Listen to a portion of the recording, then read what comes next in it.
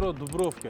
Bu joyda hamma biladi. Ya'ni ikkinchi vixit nima uchun bu yerga keldim? Videoda oxirigacha ko'rsanglar sizlar uchun juda ham foydali video qilib berishga harakat qilaman. Deganlar ichkariga ham kirib oldik. Men bugun sizlarga tanishtiradigan insonni Moskva shahrida stomatologiya bo'yicha doktor tanishinglar.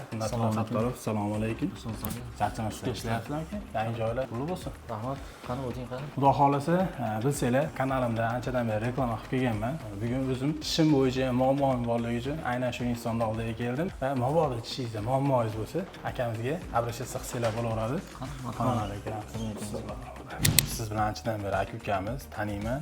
Biz yangi obunachilarimiz ancha ko'paygan. Shuning uchun bir qator o'z haqingizda ma'lumot bering. Necha yildan beri shu tish bo'yicha doktorsiz, ish faoliyatini olib borasizlar. Aynan siz stomatologiya sohasida nimalar qila olamiz? Ya'ni bizni musofirda yurgan aka-ukalar nima yordamlarimiz bor? Shu haqida informatsiya bersangiz. Assalomu alaykum. Xayrbek aka, aziz obunachilari. Men vrach stomatolog Sunnatullo Sattorov. Hozirgi vaqtda Moskva shahrida o'z faoliyatimni olib boraman.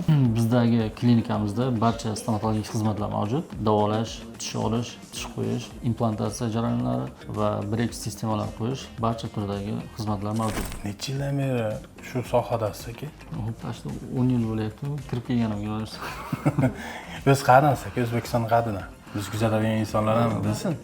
Men O'zbekistondan Jizzax viloyatidan.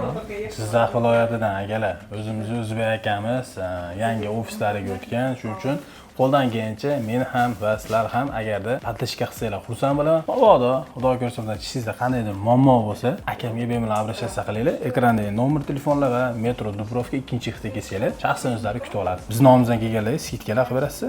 Sizni nomingizdan kelgan patsientlarimizga oldin ham skidka qilganmiz va hozir ham обязательно skidka qilib beramiz. Gap yo'q. Rahmat, sog' bo'linglar jigarlar. Sizga ham rahmat aka.